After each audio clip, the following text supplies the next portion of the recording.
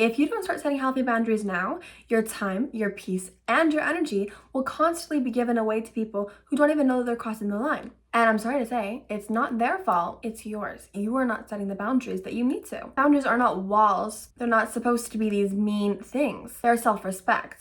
They're just about you and your limitations. And when you avoid setting them because you don't want to disappoint others, you're choosing to disappoint yourself instead.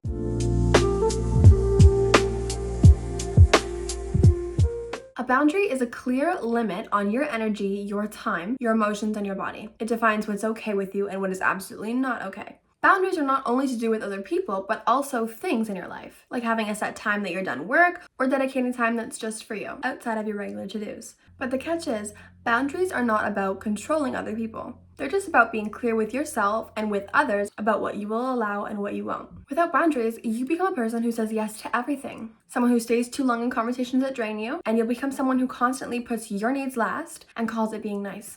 But it's not nice, it's self-neglect. Because setting boundaries is an act of self-trust. You're saying that I matter too. Most of us, and especially women, we're not taught how to set boundaries. We're taught to be likable, to be agreeable, and to be flexible. Especially if you're someone who grew up people-pleasing or playing the fixer role. To you, that idea can feel very selfish. You might worry, well, will they think I'm rude? Will they leave? Am I making a big deal out of nothing? People who benefit from your lack of boundaries are usually the ones who are most bothered when you actually decide to set them. But the right people will understand and they'll respect you more for it. And if someone walks away because you drew the line, that's probably best. That's not rejection, it's just redirection. As Mel Robbins said, let them. Okay, now tell me if this sounds like you. You feel drained after certain conversations, yet you continue to go back to those same people.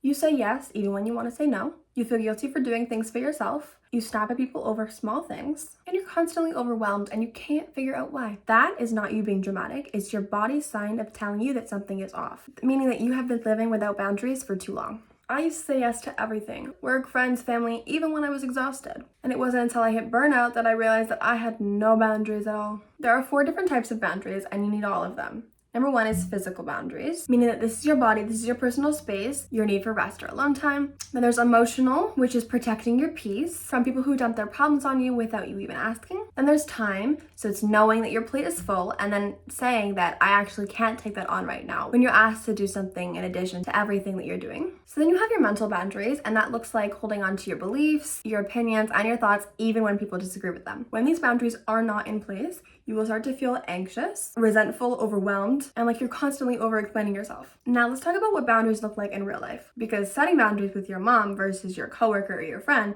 are completely different. If your friend is constantly leaning on you to vent, but never asks how you're doing, you could say, I care about you, but I'm feeling very emotionally tapped out today. Can we please talk about this tomorrow or another time? Okay, so if a family member or a guardian is pressuring you or crossing the line, you could say, I know you mean well, but I need some space to make this decision on my own. These things don't mean you're rejecting the person, you're just giving them clarity on what works for you. Now on to the good stuff. Once you have set those boundaries, things will shift. You'll start to have more energy, you'll stop overcommitting, feel more peaceful and less reactive. You'll gain respect from people who actually value you, and you'll attract better relationships because you now know what you need. So stop people pleasing and set boundaries. Now we're gonna look at actually how to set those boundaries.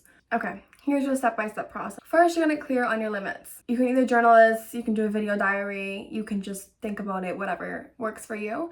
You need to think about what drains you and what triggers resentment. Write it all down and review it. Next is you're gonna clearly communicate. Be kind, but firm, and you do not need to over-explain anything. Next is you need to hold the line. So people will test your boundaries. In life, that's just inevitable. People are going to test your boundaries, but just stay consistent. Stay rooted in your beliefs and stay consistent. It might feel a bit awkward at first, and that's completely normal. Just expect a little bit of discomfort, especially if you have been a people pleaser in the past. It's gonna feel quite uncomfortable for you, but trust me when I tell you it's so worth it. And because you did all that, then you get to reward yourself. After you set a boundary, do something that affirms it. Celebrate your growth. A quick example of setting your boundaries with someone can look like you saying just, hey, I can't come tonight, I need some quiet time to rest, let's catch up next week. It's short, honest, and respectful. That's literally all it takes. Now it's dealing with the guilt part. The guilt will come, especially if you're so used to putting everyone first. But the thing is, you do not exist to make other people feel comfortable. Feeling guilty does not mean you're doing something wrong. It just means you're doing something new. Trust me, the guilt will fade. Just remind yourself that you are allowed to take up space, you are allowed to say no, and you are allowed to protect your peace. Here are some quick phrases that you can steal and use anytime you are trying to set boundaries. I'm not available for that right now. 2, I need some space to think. Let's circle back to this later. 3, that doesn't work for me. 4, I'd rather not talk about that. And 5, thank you for understanding. I need to prioritize myself today. Practice them, use them, and see how your energy shifts. Just remember that you are not a bad person for needing boundaries. You're just a self-aware person who wants to live a life that feels aligned and not feel resentful about it. Boundaries are not selfish, and the people who truly care about you, they'll adjust.